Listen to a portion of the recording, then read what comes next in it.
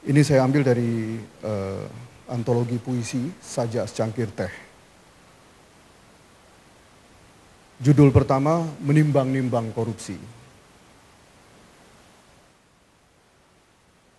Menimbang-nimbang korupsi. Terbetik dalam hati keinginanku untuk korupsi. Meniru mereka-mereka yang rapi berdasi. Atau mereka-mereka yang naik turun mobil Mercy. Ingin hadiahkan kejutan buat anak istri. Seperangkat bantal bulu angsa yang tak bau terasi. Serta ruang tamu indah penuh perabotan dan wangi. Besok akan kucoba markup proposal proyek. Kerjasama dengan konsultan brengsek, bersekutu busuk dengan kabak keuangan yang bokek. Agar lebihnya dapat mengisi kocek. Dan sebagiannya untuk menambal jalanan kampung yang becek, sedikit operasi untuk hidungku yang pesek. Kutimbang-timbang dan kutimbang, haruskah kulakukan dengan tenang? Belagak pilon bagai anak siamang, bergaul dekat dengan si pengatur lelang, sikapku aneh seperti hidung belang. Korupsi, oh korupsi, kalau tak kulakukan, orang kan melakukan. Bila kulakukan, kutakutkan ketahuan. Bila orang melakukan, aku takkan kebagian. Bila tak melakukan, aku diterkam kawan-kawan. Entah bagaimana harus kuatur kelakuan. Semua kacau bagai orang sawan. Inilah negeri penuh kutukan, semua setan saling berpelukan. Tak ada lagi kuncup bunga dalam taman. Semua sekutu telah jadi setan, kemana lagi hendak berkawan. Kulihat anakku masih belia, mata sucinya berkaca tawa. Akankah makanan haram harus dikunyahnya? Tegakah istriku mengepit uang panas di dalam tas kecilnya? Oh, tidak, kurasa tidak. Aku tak mau celaka dengan bala di atas pundak. Dipotret wartawan dan digiring dengan muka badak. Dan seluruh malam jadi penuh sesak. Kebutuhan berlindung jadi sangat mendesak. Menunggu waktu hisap yang terus berdetak. Oh, aku ingin sekali berteriak. Mengubur kehendak dan berhenti menebak-nebak. Memang Allah takkan pernah segera bertindak. Tapi suatu waktu dia pasti bergerak melantak. Ini adalah suatu kepastian yang tak mungkin kau tolak. Jakarta, Agustus 2012. Menegakkan zona anti korupsi di atas seutas tali.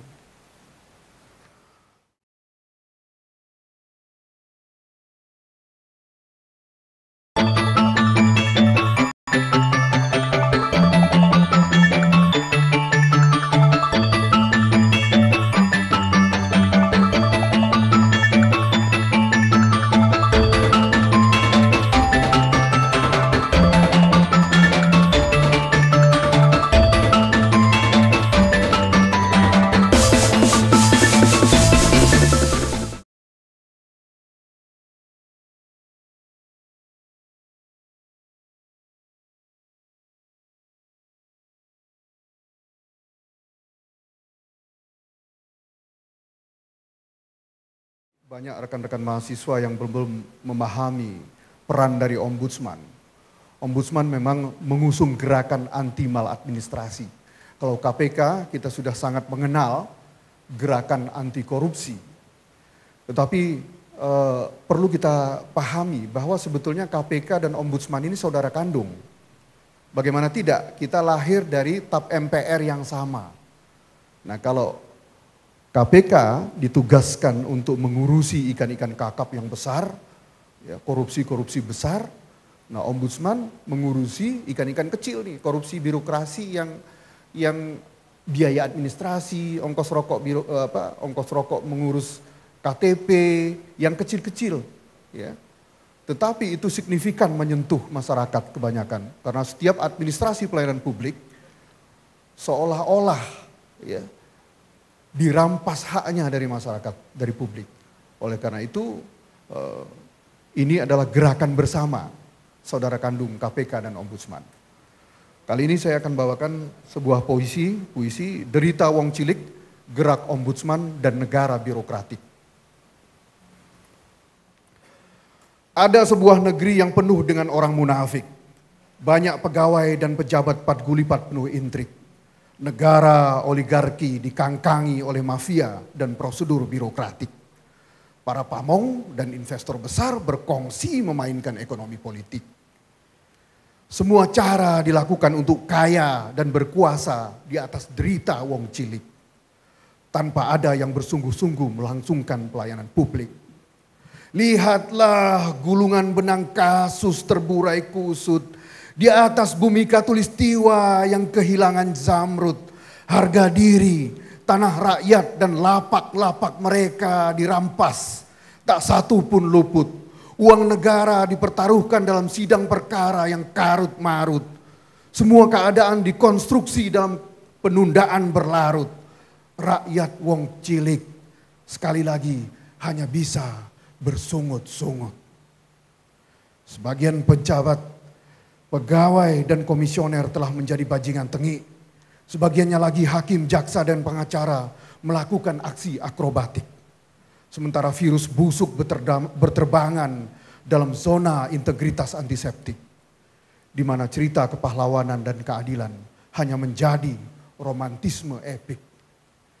Wahai penguasa dan pegawai pengurus negeri, tidakkah kalian pernah melihat dengan hati betapa rakyat wong cilik hidup penuh nista dan sekarat menuju mati?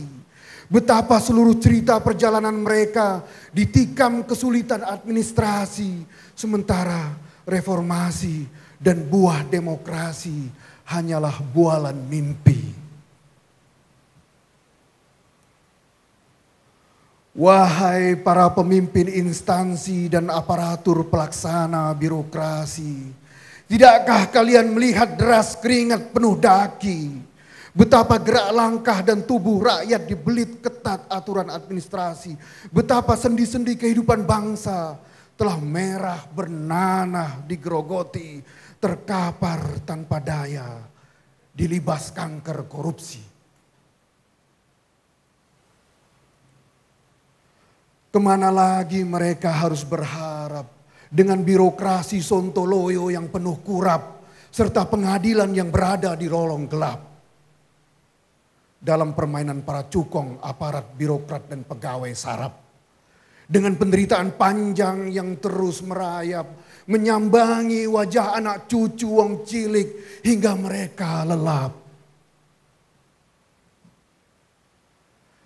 Akankah tiba suatu masa di mana cakrawala merekah berwarna jingga, di dalamnya seluruh rakyat merasakan bahagia dengan administrasi pelayanan publik murah dan mudah tanpa celah, di mana birokrasi hadir ramah tanpa pungli yang menggila. Ohoi para makhluk di zaman edan, sejarah telah melahirkan para ombudsman sebagai organ pengawas pelayanan agar publik mendapatkan kenyamanan sehingga rakyat, wong cilik dan birokrat mabuk bangkit dari siuman, di mana seluruh rakyat kaum miskin dan duafa jauh dari ancaman. Dalam kampungnya wong cilik mereguk kemakmuran dengan aman dan menggapai keadilan dalam genggaman. Wahai rakyat jelata yang hidup dalam birokrasi penuh kuman, akankah keluh kesahmu, adukan keluh kesahmu pada ombudsman. Jangan pernah takut dengan bualan dan ancaman, berjuang bergerak menegakkan yang hak bersama ombudsman demi menggapai kebenaran dan ranum sari keadilan. Duhai anak-anak bangsa dalam rumah tanpa taman, akankah jarum jam sejarah merubah nasibmu dalam gerak zaman? Berangkat mengawal birokrasi bersama ombudsman hingga seluruh gerak administrasi dalam kesadaran dan kepahaman akan tugas mulia menjalankan negara dengan ikhlas dan iman. Aku hanya bisa berkata, semoga. Sebentar lagi kita akan menyaksikan penandatanganan fakta integritas. Semoga ini tidak hanya di atas kanvas, tetapi ini masuk ke dalam hati kita, menjadi vas bunga di dalam hati kita. Terima kasih. Wassalamualaikum warahmatullahi wabarakatuh.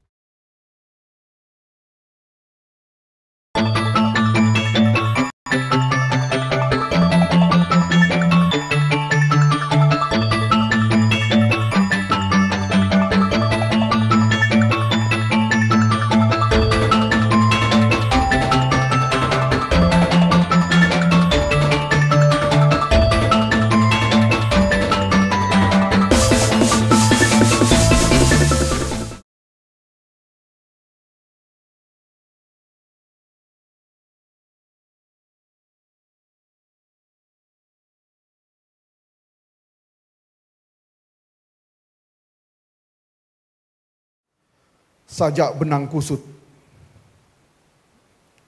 Usut benang kusut dari kasus yang semrawut. Dimainkan birokrat belut dan oknum polisi cecurut. Kemana gerangan para punggawa penakut? Apakah harus terus sembunyi di balik selimut?